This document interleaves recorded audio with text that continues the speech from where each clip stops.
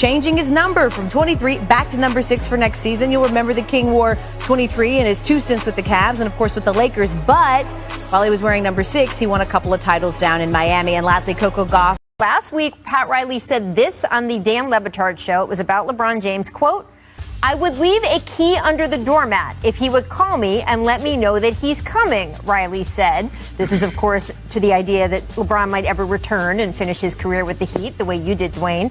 Quote, "I would do that, but I doubt very much that key." He said that key is rusted now.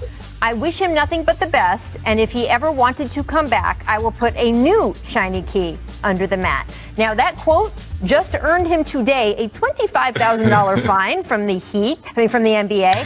I'm sure Pat's good for it, or Mickey Arison is good for it. But, Chris, what do you think Pat was trying to accomplish there?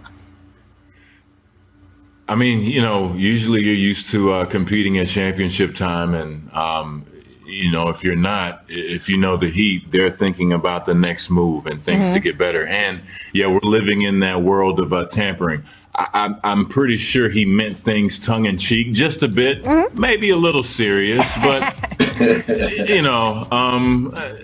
that's what happens. You want to be playing right now. You want to be in the mix, in the fight, competing for an NBA championship, and to not have that, I'm sure he starts going back down memory lane and just thinking of different scenarios, and then he can say what he wants to say. And unfortunately, there's tampering rules for that. But I mean, it's just something that's out there now, and we'll see. We'll see if the key analogy keeps going. What do you think, D? Well, Pat Riley got 25,000 in his dress socks. Right. But just to stay away from the Utah Jazz getting a fine. Oh. I would just say that Pat Riley is doing Pat Riley things. Okay. All right. We can talk about Miami, and Dwayne, I understand you have to talk about this again in the larger sense because of your Jazz relationship. But look, your relationship isn't just with Miami. You have had a long relationship with Jimmy Butler. This year ended earlier than they expected after that finals appearance in the bubble last October. What do you think he or the Heat need to do to get back among the contenders in 2021?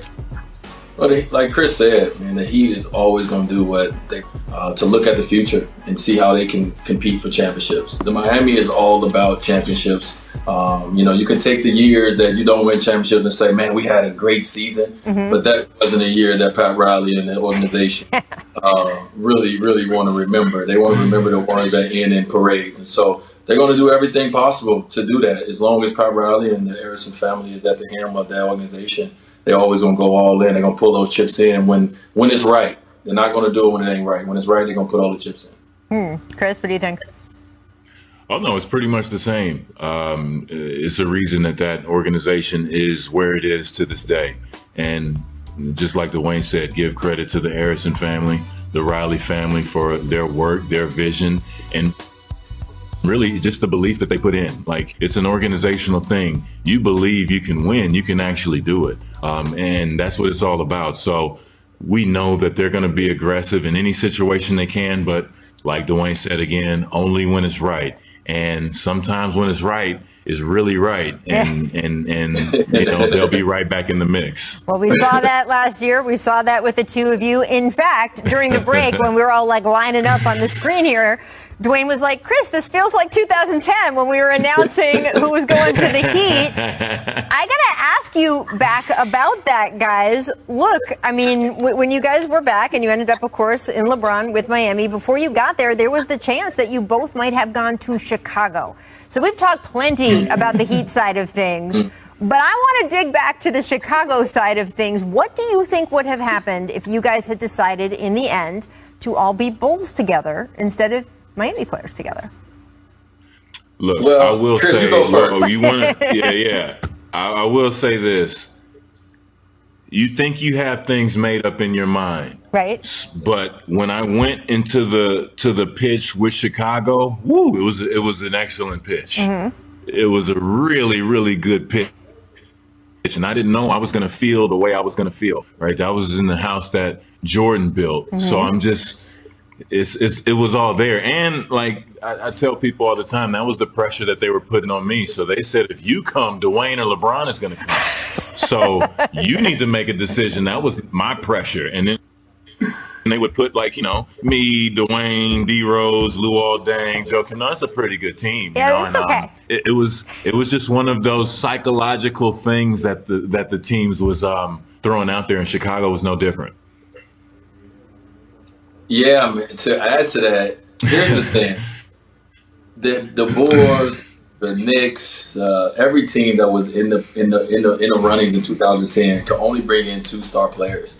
And so in Chicago, it was going to be a race to either Chris and me or Chris and LeBron. It wasn't going to be all three of us. Okay. So Miami was the only team that made sure to put themselves in a position that all three of us can come in. And even though we had to take less money, there was no other place that had the room for all three of us. And, when me and Brian looked at it as well, that we love to play together. But him and I together was not going to, result into the championships we wanted. We knew we needed Chris Bosh. And we decided not to settle for just two of us.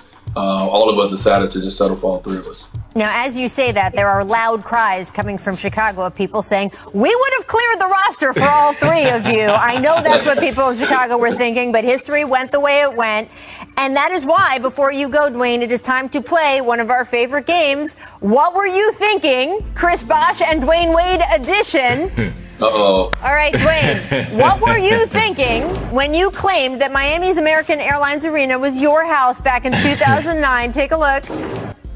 This one was incredible. That was incredible, man. Man, that might be my favorite individual moment. Yeah? That's my favorite individual moment of my career. Really? Yeah, individual moment. My house. My house. They just changed the name of your house, by the way. I don't know what I was thinking. I always wanted to run and jump on the scores table. You right. see, I was going to my teammates and I was like, nah, this is about me. and I jumped on the scores table because I've always seen like Jordan and guys celebrate and Kobe and those guys do that. And when I jumped up there, the fans was giving me life, and I just was like, "Yeah, this is my house." And I didn't pay no bills or nothing in that house. That was not my house. I was a visitor. Living rent free is the best way to live. That's living rent free. Oh, man. All right. So next up, what were you thinking in 2011 when you joined the club of those who posterized our dear friend Kendrick Perkins? Take a look here. Yeah, I remember this one. Yeah, I remember that. That was a big game. It was a big game. So First of all, let me say this to Big Perk. Mm-hmm. All right, Big Perk in round one after game one said Memphis was about to roll over my Utah Jazz. Big Perk, I ain't getting no apology yet. I'm waiting for it. Moving on. So we played OKC maybe 9 days before that, and Big Perk got he got that little weak two-hand dunk, and he brought his legs up higher than they supposed to be. He jumped that high, and he wrapped them around me. And I was like, I was ready to fight, but I can't fight Big Perk. He a big dude. Yeah. So I was like, when we get to Miami, I'm coming for you, Perk. And it was the game was the night after the Fab Five documentary release, and that's why I did the dunk. I did the little couch pass, got the whole thing going. Yeah, so Big Perk should have wrapped his legs around me in OKC. I wouldn't have to do that to him. Big Perk will be chopping back in on this show, so we'll see if we can get that apology for you finally. All right, next, what were you